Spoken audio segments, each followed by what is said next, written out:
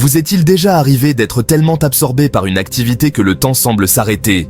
Vous étiez complètement concentré, plein d'énergie et totalement immergé dans le moment présent. C'est ce qu'on appelle l'état de flow, un état d'expérience optimale où l'on se sent au mieux de sa forme et où l'on est le plus performant. Dans cet état, nous sommes complètement absorbés par la tâche en cours. Nous nous perdons dans le processus. Cet essai explorera le concept de flow, en s'appuyant sur mes recherches et sur la sagesse d'histoires anciennes. L'état de flow n'est pas simplement une expérience subjective. Il a un impact profond sur notre bien-être et nos performances.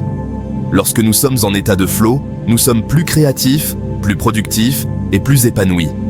Nous éprouvons un profond sentiment de joie et de satisfaction qui provient de l'utilisation optimale de nos compétences et du dépassement de nos limites. Comprendre la dynamique du flow peut nous permettre de libérer notre potentiel et de mener une vie plus épanouissante. Une ancienne histoire taoïste sur le maître archer Tsao Fu illustre parfaitement le concept de flow.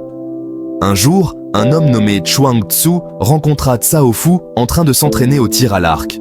À la grande surprise de Chuang Tzu, Tsao Fu tirait des flèches avec une précision incroyable, touchant le centre de la cible à chaque fois.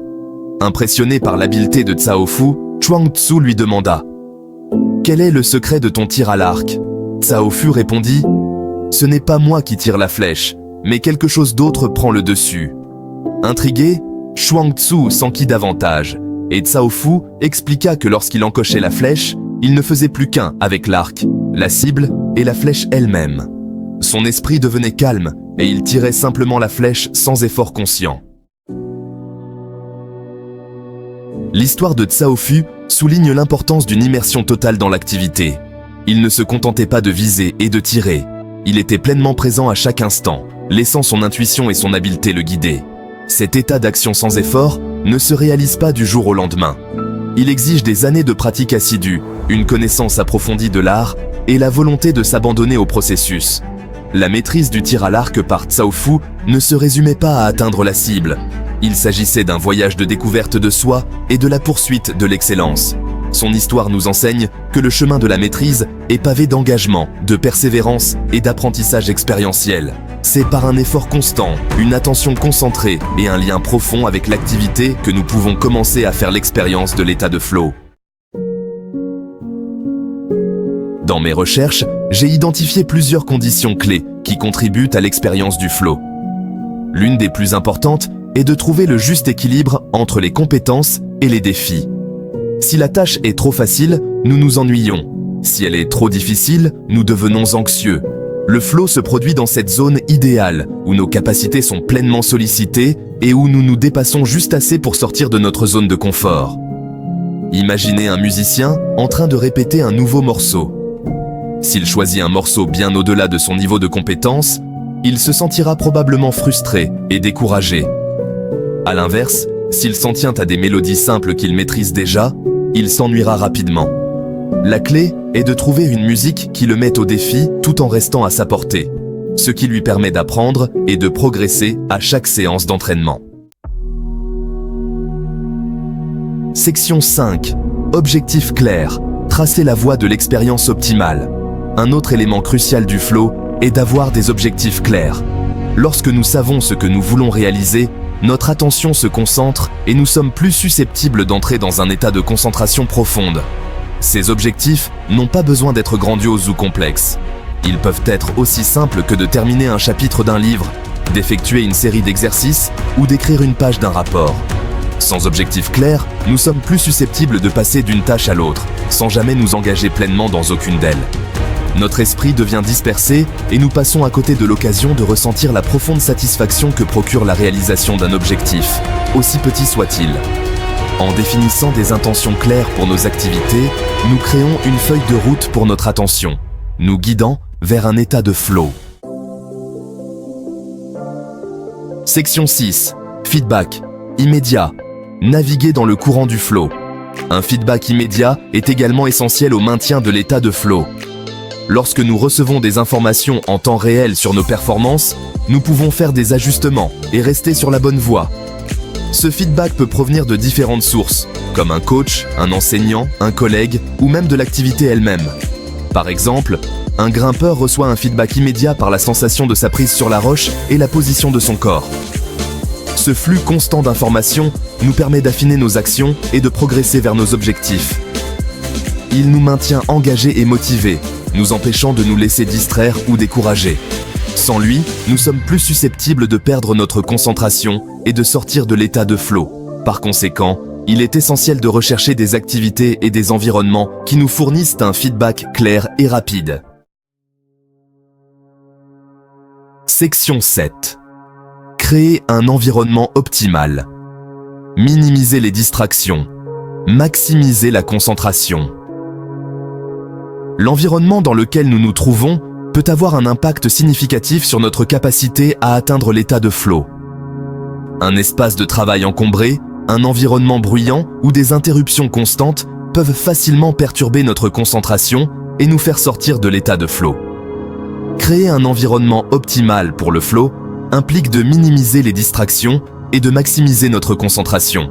Cela peut consister à trouver un endroit calme pour travailler, à désactiver les notifications de notre téléphone ou à fixer des limites avec nos collègues ou les membres de notre famille. En concevant consciemment notre environnement de manière à favoriser notre concentration, nous pouvons augmenter nos chances de glisser dans cet état de flow insaisissable.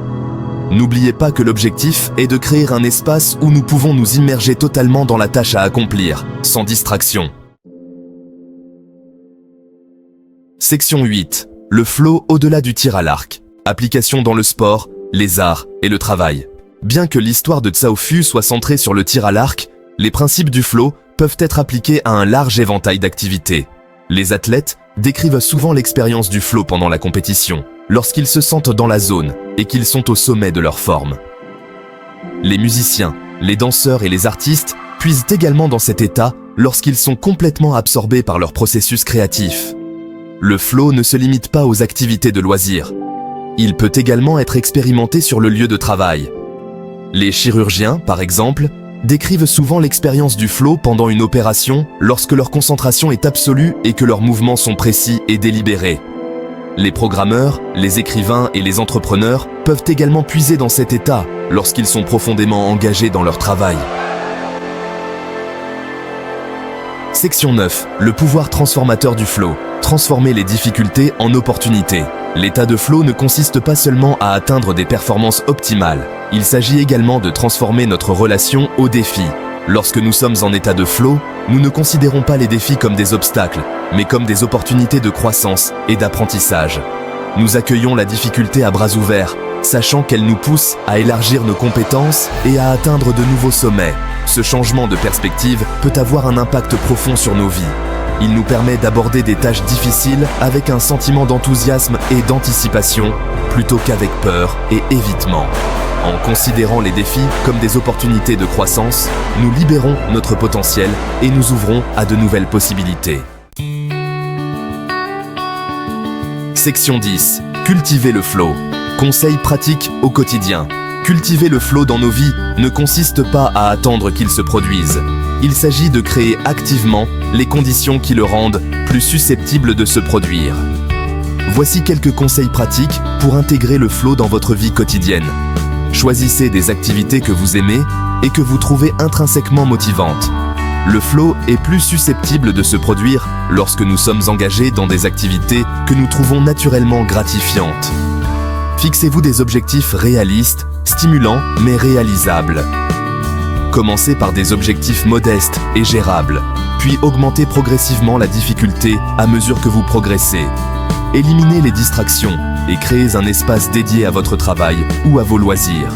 Cela vous aidera à concentrer votre attention et à minimiser les interruptions. Pratiquez la pleine conscience et concentrez-vous sur le moment présent. Soyez attentif à vos sens et laissez aller les pensées ou les soucis qui ne sont pas liés à la tâche en cours.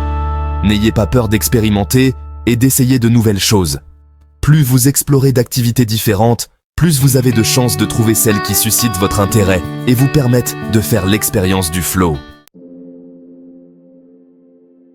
Section 11. Conclusion. Adoptez l'expérience du flow. L'état de flow est une expérience puissante et transformatrice qui peut améliorer notre bien-être, notre créativité et nos performances. En comprenant les principes du flow et en cultivant activement les conditions qui le favorisent, nous pouvons libérer notre potentiel et vivre une vie plus épanouissante. N'oubliez pas que le flow n'est pas une destination, mais un voyage. Il s'agit d'apprécier le processus, de repousser nos limites et de trouver la joie dans la quête de l'excellence. Alors, choisissez vos défis avec sagesse, engagez-vous pleinement dans le moment présent et laissez-vous emporter par l'expérience du flow.